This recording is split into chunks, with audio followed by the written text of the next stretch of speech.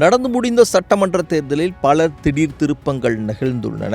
அந்த வரிசையில் மிக முக்கியமாக பார்க்கப்பட்ட ஒன்று, சீமானின் வாக்கு வங்கி 36 லட்சத்திலிருந்து 20 லட்சமாக சரிந்தது எப்படி என்கிற கேள்வி மிக முக்கியமாக எழுந்துள்ளது.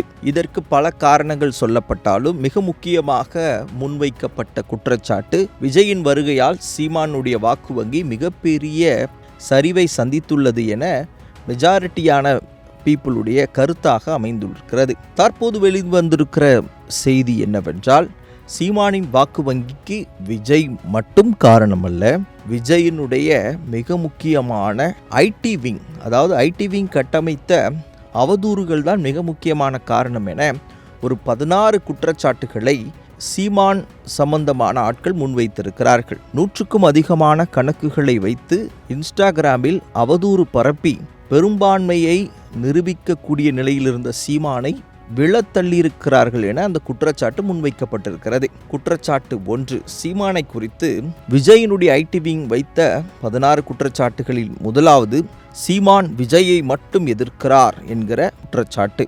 2வது, சீமான் திமுகவிடம் பணம் வாங்கிவிட்டு பேசுகிறார். 3, சீமான் மாற்றி மாற்றி பேசுகிறார், நேற்று ஒன்று இன்று ஒன்று நாளை என்னவோ.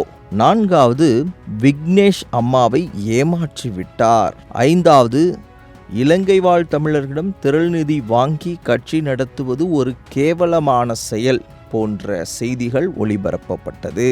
6வது, நாம் தமிழர் மேடைகளில் நாகரீகமற்ற அரசியல் பேசுகிறார், அவருடைய பேச்சு நாகரீகமற்றதாக இருப்பதாகவும் குற்றச்சாட்டப்பட்டிருக்கிறது.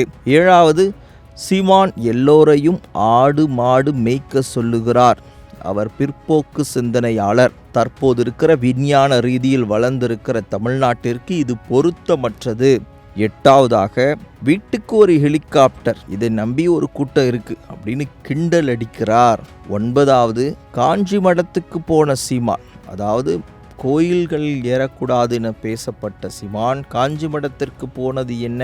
10வது, ஈழம் போர் நடக்கும்போது சீமான் இங்கு நடிகையுடன் உல்லாசமாக இருந்தார் என்கிற குற்றச்சாட்டை முன்வைத்தனர். சீமான் ஒரு தமிழன் அல்ல, ஒரு மலையாளி என்பதை அழுத்தமாக பதிவு செய்தனர். 12வது, சீமான் ஒரு கிறிஸ்தவர், மக்களை ஏமாற்ற சீமான் என பெயரை மாற்றிக்கொண்டார் என்கிற குற்றச்சாட்டு. 13வது, சீமான் பிரபாகரனை சந்திக்கவில்லை, அவர் பேசுவது எல்லாம் பொய் என நிரூபித்திருக்கிறார்கள். 14வது, ஆமைக்கறி, AK-74, மாடு, செல்வம், அண்ணா, காமராசர், இதெல்லாம் முழுக்க முழுக்க பொய் என்றும் சொல்லியிருக்கிறார்கள். 15வது, சீமான் கட்டுக்கதைகள் என்ற தலைப்பில் எண்ணற்ற யூடியூபில் காணொளிகள் வலம் வருகின்றன, நீங்களே அதை பார்க்கலாம். 16வதாக, சீமான் வெல்லவே மாட்டார், கடைசி வரை கத்திக்கொண்டே இருப்பார் என 16 அவதூறுகளை ஐடி விங் மூலமாக விஜயினுடைய ஆட்கள் கட்டமைத்தது நிமித்தம் சீமானுடைய வாக்கு வங்கி 36 லட்சத்திலிருந்து 20 லட்சமாக சரிந்து விட்டது என மிகப்பெரிய குற்றச்சாட்டை முன்வைக்கிறார்கள். எது எப்படியோ